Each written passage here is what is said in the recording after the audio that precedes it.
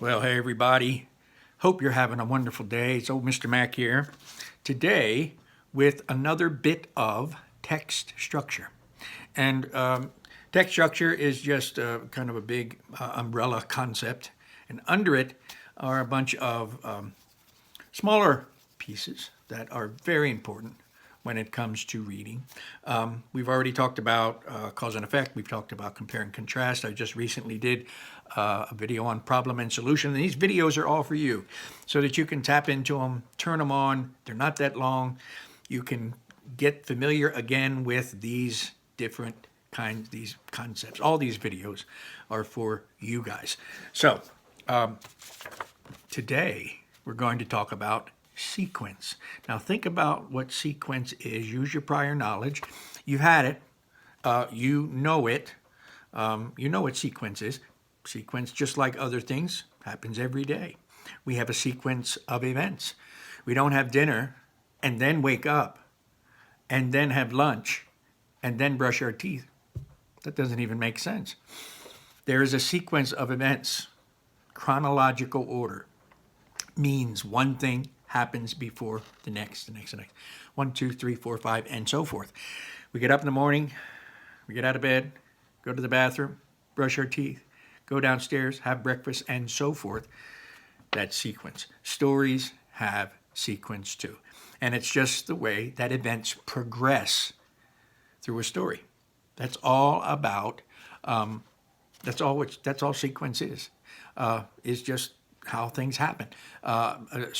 Certain stories are put together that way. A lot of times, especially nonfiction stories, informational stuff, expository things where they're telling you what to do in an orderly way, from beginning to end, with all that middle in there, everything in order. So you can always recognize sequence by words. Words like first he went down to, and then he bibbity bobbity boop. Next there was and then at the end you'll hear things like phrases. In conclusion or finally. All those transition words are really have a great deal to do with sequence. It keeps things in order. Not only does this help to make us better readers, this is just another kind of a way to chunk a text. It makes us excellent writers too. We have got to be organized when we write. When we're working on a piece of writing, to organize it, to get it all down first, right from your heart, then your brain, meaning you write everything down and then you go back and you revise and you start to organize it. You start putting events in order as they happen. So I want to give you an example. I'm going to hold this card up like I've done before, and I hope I hold it straight so that you can read it along with me. I just want to kind of get my arm set there so that you can read this with me. It's all about toads, and I want you to pay close attention to the transition words, to the words that are there to move time along in this text. Okay, you ready? Hold it up just a little bit. All right, so here we go. Toads. In the spring, toads lay their eggs in ponds, lakes, and puddles. Then tiny tadpoles come out of the eggs. The tadpoles live in the water for several weeks. Next, the tadpoles start to develop back legs and then front legs. And finally, the tadpoles lose their tails. They are ready to come out of the water as tiny toads.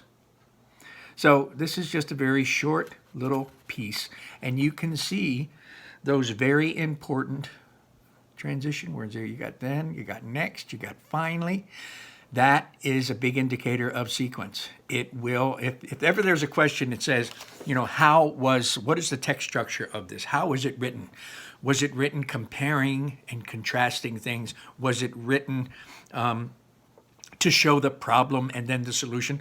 Or was it written to show sequence? This happened, then this, then this, then this, and finally this. Sequencing is part of that text structure thing. It's important. It's something that will help us become not only things to recognize as better readers, but even better writers too.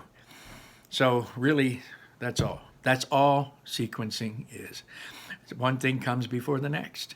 Commonsensical, but sometimes those questions, when they come up and it asks you about the text structure of a passage, you got to be really careful. You've got to, know these things so that you can pick the correct answer. Anyway, take good care. Hands away from eyes, nose, mouth. Stay healthy. Do something creative. Get outside, get some fresh air, and stay 6 feet away from people. You know that. And that's it. Let me get my finger on the button. Take good care. See you later. See ya on the next one.